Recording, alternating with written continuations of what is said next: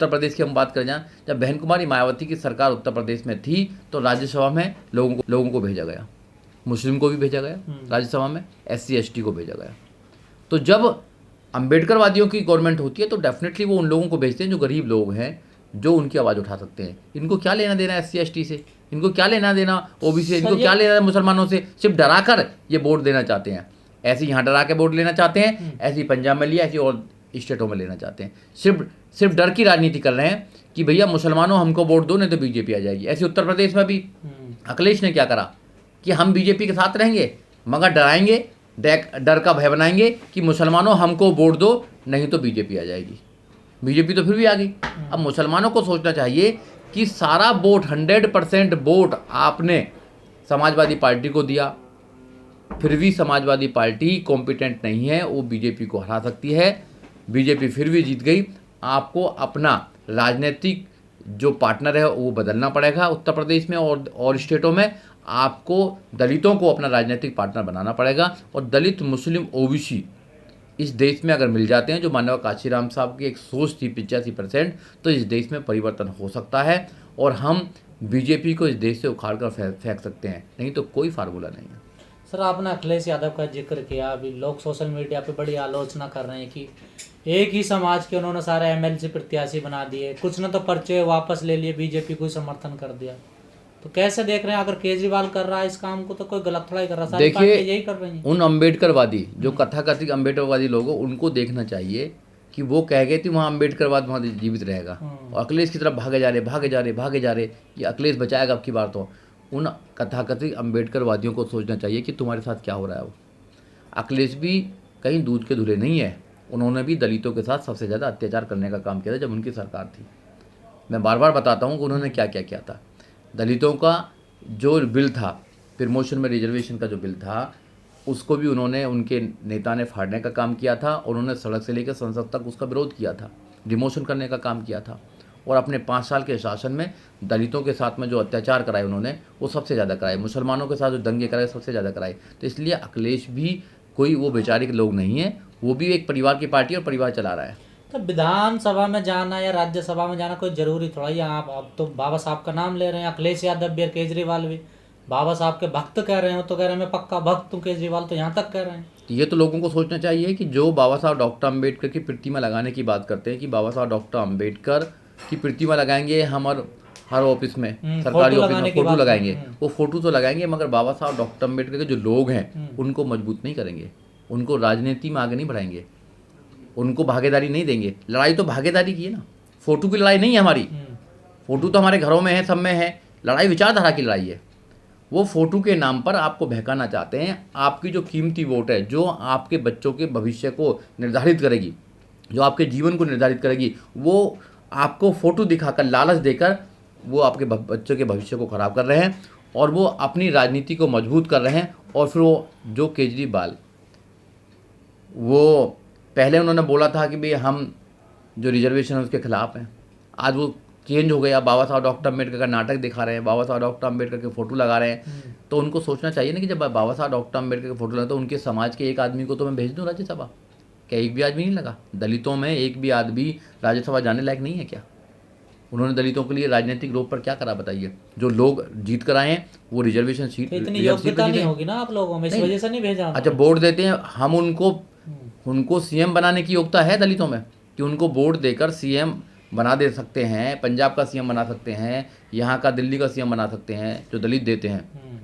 उनको सोचना चाहिए अब कि जो व्यक्ति तुम्हें दलित जो वोट देकर तुमको CM बना सकता है, क्या उसमें उनके लोगों में योग्यता नहीं है कि आपको राज्यसभा भेजें? वही लड़ाई बेकार हो, क्यों राज्यसभा भेजेंगे? हम क्यों उनसे उम्मीद करें कि राज्यसभा भेजेंगे? वो क्यों भेजेंगे राज्यसभा?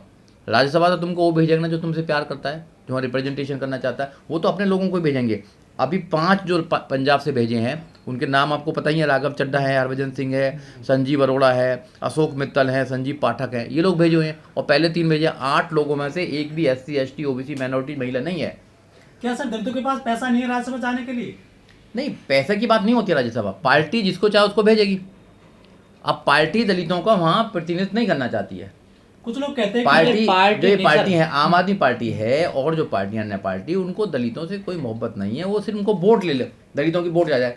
तो वो जो वोट जो छीनने वाली बात है, वो बहका कर, इन्फ्लुएंस कर कर ये अपनी तरफ जो वोट करते हैं। अब दलितों को, ओबीसी को, माइनॉरिटीज को सोचना चाहिए कि तुम्हारी सदियों से वोट को पहले कांग्रेस लूटती रही, अभी आम आदमी पार्टी लूट रही है, उत्तर प्रदेश के अंदर सपा लूट रही है। आपको अपना मूवमेंट बनाओ ना, अपना एक साथ आ जाओ सारे। लेकिन सर खबरें ये आती है ना कि बीएसपी सिर्फ एक ऐसी पार्टी जो अपने कार्यकर्ताओं को विधानसभा में भेजती है, विधान परिषद के जरिए, बिल्कुल, ये राज्यसभा में भेजती है। लेकिन दूसरी जो पार्टी हैं वो तो 25 से 33 करोड़ रुपए लेती हैं, 40-40 करोड़ रुपए भी रेट बताई राज्यसभा सीट का। नहीं हो सकता, इसमें सच्चाई हो सकती है, बट ये आपने बिल्कुल ठीक कहा कि बहुजन समाज पार्टी एकमात्र ऐसी पार्टी है जो अपने कार्यकर्ताओं को, जो गरीब कार्यकर्ताओं को वो राज्यसभा और एमएलसी बनाती है, और देश के अंदर कोई ऐसी दूसरी पार्टी नहीं है। वो बिजनेसमैनों को अपने राज्यसभा भेजने का काम करती है, एमएलसी बनाने का काम करती है। 90% तो मगर बिजनेसमैन भी जाते हैं ना सर सिर्फ राज्यसभा। वोट, हाँ, वोट वो लेना चाहते हैं दलितों की, वोट लेना चाहते हैं मुसलमानों की, वोट लेना चाहते हैं ओबीसी की। ये जितनी भी पार्टियां हैं सारी वोट उनकी लेना चाहती हैं, मगर उनके एक भी व्यक्ति को राजनीतिक रूप पर स्ट्रॉन्ग नहीं बनाना चाहती। अगर कोई आदमी राजनीतिक रूप पर स्ट्रॉन्ग बनता है तो अपने लोगों की आवाज़ उठाने का काम करेगा, इसलिए वो कमज़ोर करते हैं लोगों को, इसलिए वो ना तो राज्यसभा में भेजते हैं ना एमएलसी में भेजते हैं। तो ये समझना पड़ेगा उन दलितों को, उन ओबीसी को और मुसलमानों को कि आज भी समय है, आज भी सुधर जाओ, आज भी समझ जाओ, अपनी वोटों का सौदा मत करो, अपनी वोटों को मत बेको, अपना राजा खुद बनाओ। तुम अपना राजा बनाओगे तो तुम्हारा बात को रखने का भी काम करेगा। सर दिल्ली सरकार में केजरीवाल के कैबिनेट में राजेंद्र पाल गौतम मंत्री हैं, उनके मंत्रालय ले लिए केजरीवाल ने। तो देखो, राजेंद्र गौतम जी जो मंत्री हैं वो सबको पता है कि वो कैसे मंत्री हैं, उनको पावर नहीं है, वो एक भी व्यक्ति का काम नहीं करा सकते हैं, कोई पावर नहीं है उनको, राजेंद्र गौतम जी को। जब भी वो राजेंद्र गौतम जी कुछ बोलते हैं तो उनके मंत्रालय छीन लिए जाते हैं। अभी मुझे पता लगा है कि उनका एक मंत्रालय और छीन लिया गया, महिला एवं बाल विकास मंत्रालय छीन लिया गया। तो उनको पावरलेस मंत्री हैं वो सिर्फ इसलिए बनाया जा रहा है कि एक मंत्री बना दीजिए, सिर्फ नाम के लिए बना दीजिए, जिससे कि लोगों की हम वोट लेते रहें। और हो सकता है कि उनको मतलब केजरीवाल भी दलितों को ठग रहे हैं। बिल्कुल 101% दलितों को, ओबीसी को और मुस्लिम को ठग रहे हैं, वो महिलाओं को ठग रहे हैं, वो सबको ठग रहे हैं। वो उन्होंने कहा था कि मैं बनिया हूँ, मैं घाटे का सौदा नहीं करता हूँ। तो बिजनेसमैन को व्यापार की तरह काम कर रहे हैं कि उन लोगों को वो ऊपर लेके जाएंगे जो लोग उनके अपने हैं, उनके अपने समाज के हैं। तो इसलिए दलितों को देखना चाहिए, जो रात दिन लग रहे हैं केजरीवाल झाड़ू, जो ओरिजिनल झाड़ू वाले हैं वो तो सड़कों पर हैं, आज भी झाड़ू ही लगा रहे हैं, और जो नकली झाड़ू वाले हैं वो संसद में हैं, वो मुख्यमंत्री बन रहे हैं, वो बड़ी बड़ी पोस्टों पर बैठ रहे हैं। एक भी क्या दलित को उन्होंने बनाया? तो ये दलितों को सोचना चाहिए, सवाल करना चाहिए उनसे कि हमारे अंदर ऐसी कौन सी कमी है तो झाड़ू के नाम पर, दलितों के नाम पर आप लोग समझा रहे हैं। हम लोगों को समझा रहे हैं, बिल्कुल समझाने का काम कर रहे हैं लोगों को। हमने पहले से ही बोला है कि केजरीवाल जो है उनका चेहरा भी वैसा ही है जैसा आरएसएस का चेहरा है, बीजेपी का चेहरा है। उनमें, केजरीवाल में और बीजेपी में कोई ज़्यादा अंतर नहीं है। सर कांग्रेस भी खराब है, बीजेपी भी खराब है, आम आदमी पार्टी भी खराब है, तो फिर ऑप्शन क्या है? ऑप्शन बहुजन समाज पार्टी है, बहुजन समाज पार्टी ही ऑप्शन है। देखो, वोटिंग से राजा बनता है। अगर तुम वोट नहीं दोगे तो कम वोट आएंगी, तो हार जाएगी। जैसे उत्तर प्रदेश में हरा दिया, 13% वोट पे ला दिया हम लोगों को। अगर सारे लोग हमें वोट देंगे, अगर 20% मुसलमान और 22% दलित मिलेगा तो वही 42% हो जाता है, और ओबीसी हमें देगा तो 45-50% हो जाएगा। तो हम लोग तो जीत जाएंगे ना, वहाँ पर हम लोग जीतेंगे। मगर वोट नहीं देंगे तो कैसे जीतेंगे? वोट तो तुम दूसरी पार्टी को दे देते हो, सिर्फ एक पार्टी को हराने के लिए दे देते हो। तो आपको समझना पड़ेगा कि अगर आपको अपनी सरकार बनानी है, अपने लोगों को जिताना, तो वोट भी उनको देना पड़ेगा। कोई हार या जीते, आप दूसरे को हराने के लिए एक तीसरे को वोट दे देते हैं, ये बात गलत है। आप अपने व्यक्ति को, आप अपनी विचारधारा की पार्टी को वोट देना है आपको। वो हारे या जीते वो दूसरी बात है। आपको ये नहीं सोचना आपको किसी को हराना जिताना नहीं है, आपको अपनी विचारधारा को, अपनी पार्टी को, अपने दल को मजबूत करना है। वो दल है बहुजन समाज पार्टी। और मुसलमानों को भी सोचना चाहिए कि इस देश में अगर राजनीतिक रूप से हम साथ आ सकते हैं तो सिर्फ दलित और मुस्लिम आ सकते हैं, और कोई नहीं आ सकता। ये आरएसएस और बीजेपी और यहाँ तक भी केजरीवाल जी, ये सारे लोग दलितों को और मुस्लिमों को एक साथ नहीं मिलने देते हैं। ये सारे लोग ओबीसी, दलित, मुस्लिम और जो इस देश के गरीब लोग हैं उनको एक साथ नहीं मिलने देते हैं। ये बिखराव कर देते हैं। और जो एक नारा था अंग्रेजों का, फूट डालो शासन करो, अंग्रेजों का नारा नहीं है, वो इन्हीं का नारा है।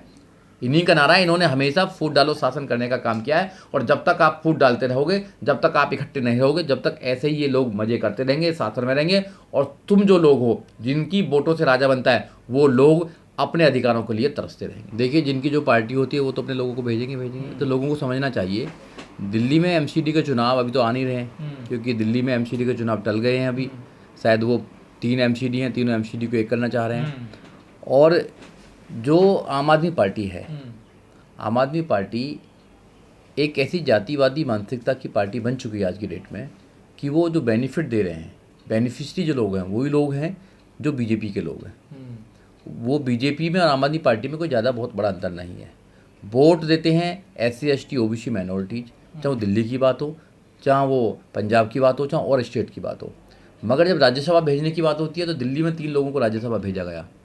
संजय सिंह ठाकुर समाज से हैं, एनडी गुप्ता वो वैश्य समाज से हैं, उसके बाद में दूसरे गुप्ता जी हैं सुशील गुप्ता जी, वो भी उनको भेजा गया।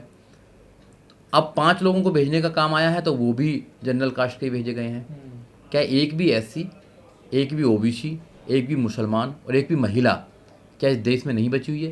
तो ये तो लोगों को देखना चाहिए कि जिस आम आदमी पार्टी को वो विकल्प समझ रहे हैं बीजेपी का, वो बीजेपी का विकल्प नहीं है, बीजेपी ही है। A और B पार्टी हैं दोनों। तो दिल्ली के लोगों को सिर्फ वो कुछ चीज़ फ्री में देकर वो दिल्ली के लोगों के वोटों को वो लूट रहे हैं। पंजाब की लोगों के वोटों को लूट लिया, वो कुछ करने वाले नहीं है, ज़्यादा कुछ तो बदलाव क्या करने वाले बहुजन मुस्लिम ये वोट देने के लिए केजरीवाल को, या फिर हिस्सेदारी भी मिलती है इनको? नहीं, हिस्सेदारी मांगनी चाहिए, हिस्सेदारी मिलती नहीं है। हिस्सेदारी मांगनी चाहिए। अब लोग हैं जवाब कुछ करने वाले, पूछने वाले नहीं है। जब तक तुम सवाल नहीं करोगे कि हमारी हिस्सेदारी कहाँ है, हमारी वोटों से तुम 2-2 स्टेट में CM बने बैठे हो, दिल्ली में तुम CM बने तो हमारी वोटों से बैठे। देखो, वैश्य समाज जो बनिया समाज है वो 1% भी उनको वोट नहीं देता है, क्योंकि वो तो बीजेपी का वोटर है। तो बीजेपी को वोट देता हो, उनको अगर कोई वोट देता है तो गरीब लोग देते हैं, SC ST OBC माइनॉरिटीज़ के लोग देते हैं, ज़्यादा महिला देती हैं। अब उनकी तो रिप्रेजेंटेशन है नहीं, उनको तो वो देते नहीं है कोई सीट। अगर राज्यसभा भेजना है तो उन्हीं लोगों को भेजेंगे जो बिजनेसमैन लोग हैं, उनसे पैसे लेते हैं, खरीदी जाती हैं राज्यसभा की सीटें भी। ये आरोप लगाया लोगों ने और ये अब साबित भी हो रहा है। तो कुछ बिजनेसमैन लोगों को भेज देते हैं और कुछ उच्च जाति के जो लोग हैं उनको भेजते हैं, जिससे कि जो पूरा टैलेंट उन्हीं लोगों में है। गरीबों में कोई टैलेंट दिखाई नहीं देता उनको, और गरीबों को वो कहते हैं कि वोट तुम्हारी लेंगे मगर राज्यसभा किसी और को भेजेंगे। तो हमें सोचना चाहिए, SC ST OBC माइनॉरिटीज़ और मुस्लिम समाज के लोगों को, महिलाओं को सोचना चाहिए कि जिस पार्टी को, जिस नेता को आप सोचते हो कि वो बदलाव करना जाएगा, वो भी कुछ बदलाव करने वाला नहीं है। आपकी नीतियों में कोई बदलाव नहीं होगा, सिर्फ आपको वादे किए जाएंगे, सिर्फ वादे किए जाएंगे और कुछ ज़्यादा बदलाव होने वाला नहीं है। इसलिए अपनी ताकत खुद बनाओ। अगर तुम्हारी अपनी ताकत होगी तो फिर तुम्हारे लोगों को भेजा जाएगा।